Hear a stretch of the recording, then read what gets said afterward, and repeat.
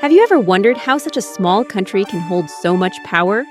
What secrets lie hidden behind the walls of the Vatican? We are outside the map, and today we invite you to discover the heart of the Catholic Church, a place where history, art, and mystery are intertwined like nowhere else in the world.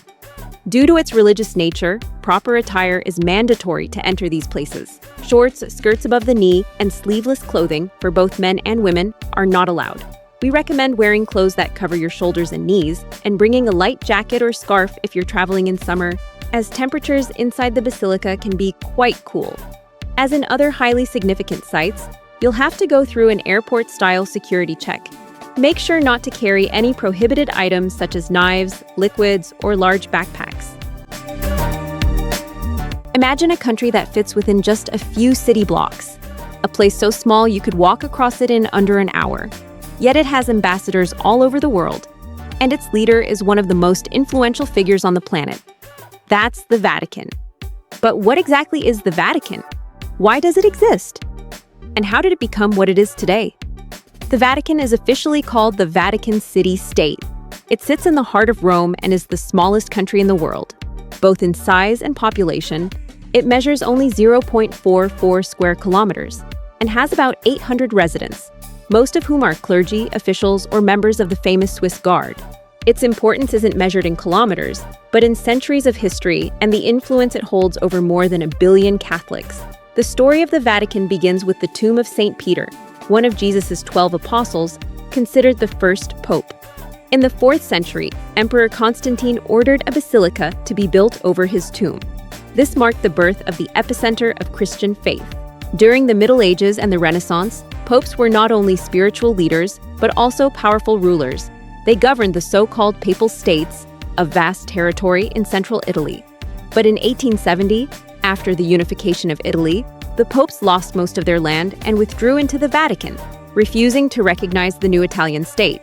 This situation, known as the Roman Question, was resolved in 1929 with the signing of the Lateran Pacts between Pope Pius XI and the dictator Benito Mussolini. Thus, the Vatican City-State was born, internationally recognized as an independent country. Today, the Vatican is a political player, a guardian of artistic treasures, and a stage for rituals that seem taken from another era. But what secrets lie hidden behind its walls? Who are the people that inhabit this tiny world? Let's find out. Did you know that the Vatican has its own euro coins, even though it's not part of the European Union? Its national anthem is one of the shortest in the world. The official language is Latin, although Italian is used in daily life. Can you imagine walking through the same corridors once crossed by Michelangelo, Bernini, or the most famous popes in history? The Vatican is a living museum, a place where every stone tells a story. What are the most iconic places? What mysteries and marvels does each one hide? Let's begin our tour. St. Peter's Square. As you walk along the Via della Conciliazione, the square suddenly opens up like a monumental stage. It's impossible not to stop. The space, almost theatrical, surrounds you with its 284 columns forming a symbolic embrace. You're at the threshold of the heart of Catholicism. In the center, an ancient Egyptian obelisk rises, flanked by 2 fountains that seem to converse in water and light. The harmony between classical order and spiritual grandeur is tangible. Did you know that if you stand on a marked spot on the ground, the rows of columns align perfectly? The obelisk in the center, over 25 meters tall and brought here by Caligula, stands as a witness to the centuries. It is said that Pope Sixtus V had it exorcised to free it from its pagan past. Each year, thousands of faithful gather in this square for the Pope's blessing. It is also the stage for historic moments, such as the election of a new Pope, announced by the famous white smoke. From here, admire the monumental facade of St. Peter's Basilica, the central balcony where the Pope delivers the Urbi et Orbi blessing, and the iconic dome dominating the skyline. Let's move on. It's time to enter St. Peter's Basilica, the heart of the Vatican and the largest church in Christendom. As you enter, to your right, you'll see Michelangelo's Pietà. This sculpture is one of the greatest masterpieces in the history of art. The Virgin holds the body of Christ with otherworldly delicacy. Michelangelo was only 24 years old when he sculpted it. In the center of the crossing, a nearly 30-meter-tall bronze structure towers above the papal altar, impressive in its scale, movement, and symbolism. This is Bernini's baldachin. Just beneath it lies the tomb of the Apostle Peter, the first pope. Beneath the floor of the Basilica, you can visit the papal tombs. Among them is the tomb of Pope John Paul II, a very popular site, and many other pontiffs throughout history. You can take an elevator up to the terrace and then climb a narrow staircase to the very top, the Dome of the Vatican.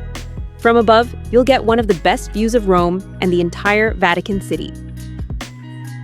St. Peter's Basilica is open every day, usually from 7 a.m. to 7 p.m., with the last entry at 6:45 p.m. During liturgical celebrations, such as papal masses, the Basilica may be closed to the general public. Be sure to check the Vatican's official calendar to avoid surprises. Entry to the Basilica is free, but if you wish to climb the dome or join a guided tour, additional fees apply.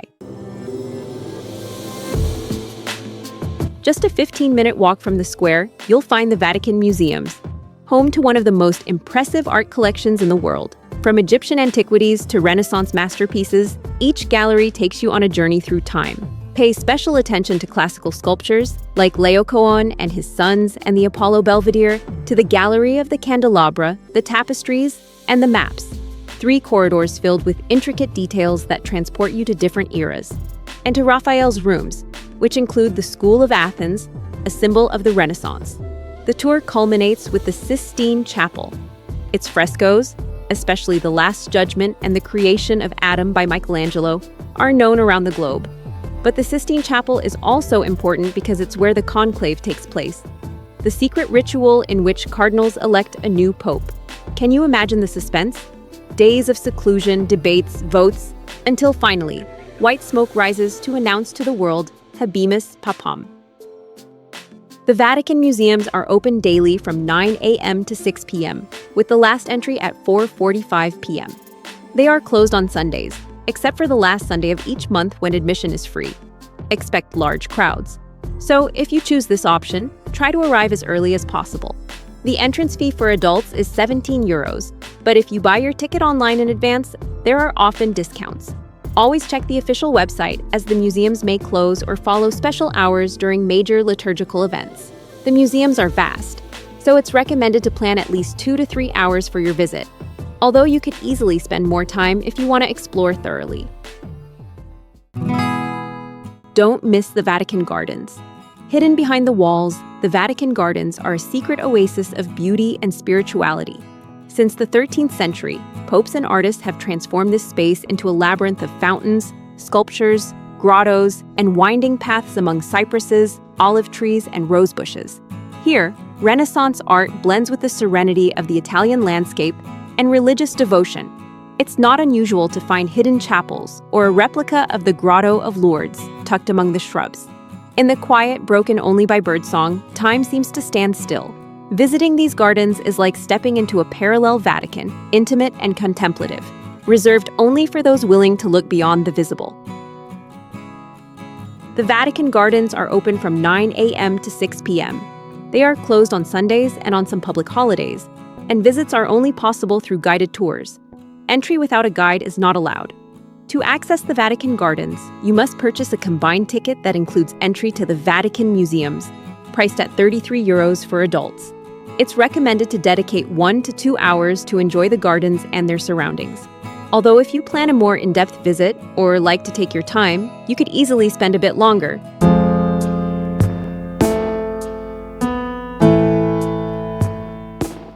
Beneath the foundations of the majestic St. Peter's Basilica lies a world forgotten by time, the Vatican Necropolis.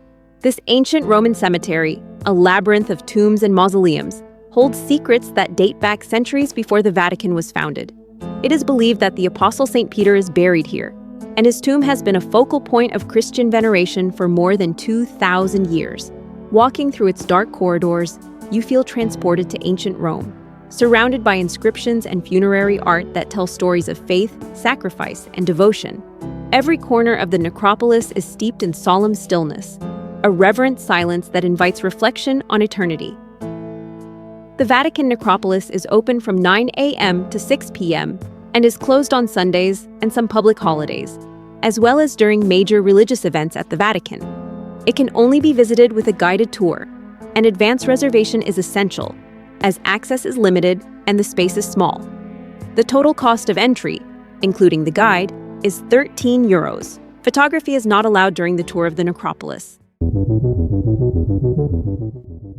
At the heart of the Vatican, beyond the visible grandeur of the Basilica and the museums, lies a hidden treasure, the Vatican Apostolic Library. Known until recently as the Vatican Secret Library, this sanctuary of knowledge has preserved over 1.6 million books, codices, and manuscripts for centuries, many of them unique in the world.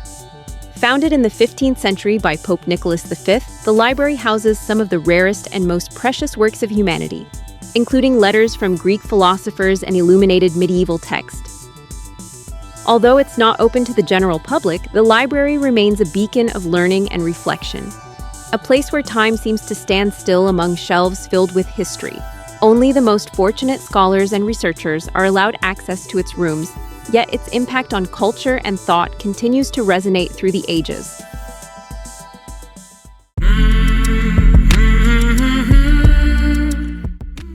In a quiet corner of the Vatican, where the world's bustle seems to fade away, stands the small but efficient Vatican Post Office, a haven of administrative precision and tradition. In this tiny enclave, visitors can send postcards with an exclusive stamp, a tangible souvenir of their time at the heart of Christianity. Founded in 1930, this office is one of the fastest and most reliable postal systems in the world.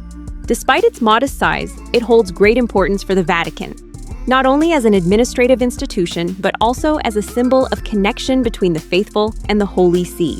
In the gentle rhythm of letters being sent, it feels as if the Vatican extends its embrace to all, delivering messages of faith and hope to the farthest corners of the planet. The Vatican Post Office is open from 9 a.m. to 6 p.m. Monday to Saturday. You don't need a ticket to visit the post office. You can access it for free to send or receive mail. Have you already visited the Vatican? What did you feel walking through it? Let us know in the comments. If you enjoyed this journey through the mysteries of the Vatican, give us a like, subscribe, and share this video. Is there another place you'd like us to talk about on the channel? Leave it in the comments. Thanks for joining us until the end. See you in the next video.